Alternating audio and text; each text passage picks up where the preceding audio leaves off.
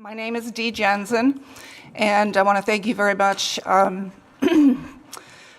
Chairperson Keeble for allowing me to speak and the House Committee. I'm here on behalf of my nephew. His name is Montero, and he's been serving as an inmate at the ACI for the last 15 years, almost 16.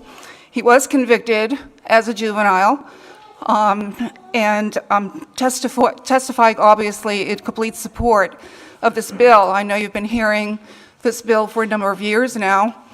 I'm not going to talk to you about the statistics and the research and all the studies because you've heard them all, but I'm going to take just a couple of minutes to tell you a little bit about Mario.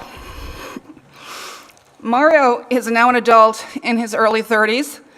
And he is the son of my sister. He's already served half his life behind bars.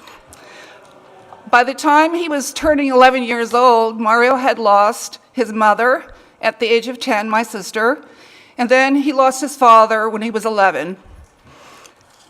What happened then was where Mario's life really took a left-hand turn, if you will. He was left with a person who was a friend of his father. Between the ages of 11 and 14, Mario endured years and years of physical abuse and neglect from this person and her adult family. He was forced to learn how to package drugs, cut them up, deliver them, how to hold them in his hand, how to hold it under his tongue at the ages of 11, 12, and 13 years old. If he didn't comply, if he didn't agree to do what they asked him to do, he was beat with a plastic baseball bat. The people in his life obviously were drug dealers and very violent people. At the age of 15, while he was in school, he started to get into a lot of trouble. And he was approached many times there by gang members, and that's where he was introduced to the gang life.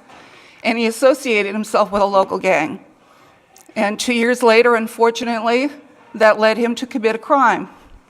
He was convicted of murder.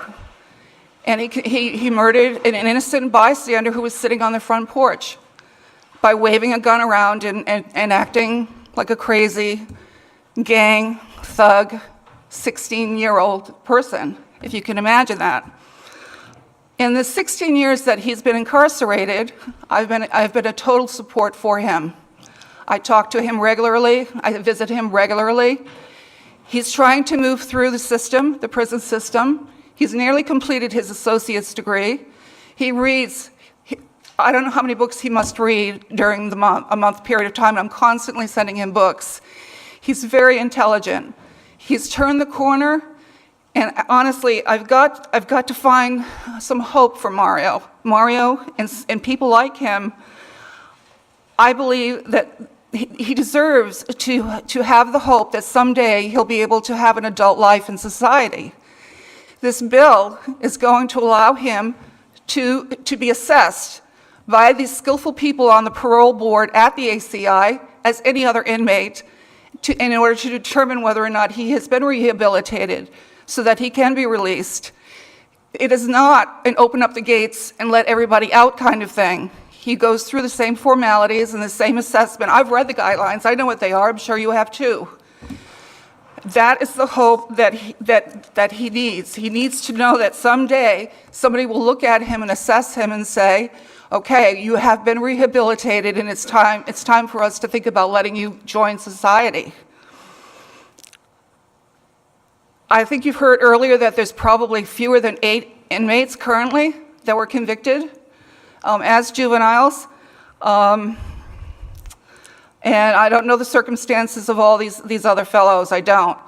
But I do know what I see in my nephew, and I do know that at the age of 11, he had a big chunk of his life taken away from him at no fault of his own. And here he is behind bars for the rest of that time. So I really think that he deserves to have that hope that someday that he can come and join his family. I want to thank you very much for letting me tell you about Mario. Does anybody have any questions for me, or I'm a little nervous?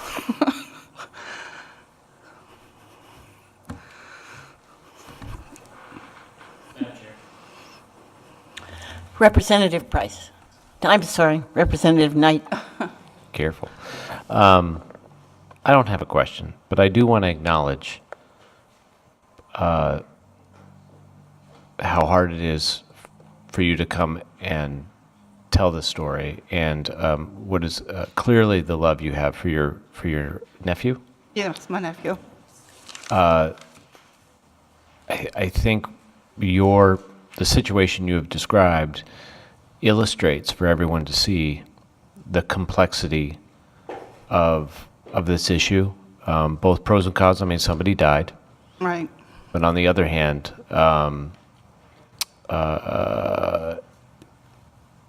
your nephew clearly suffered at an age when that's not right, and almost just as criminal.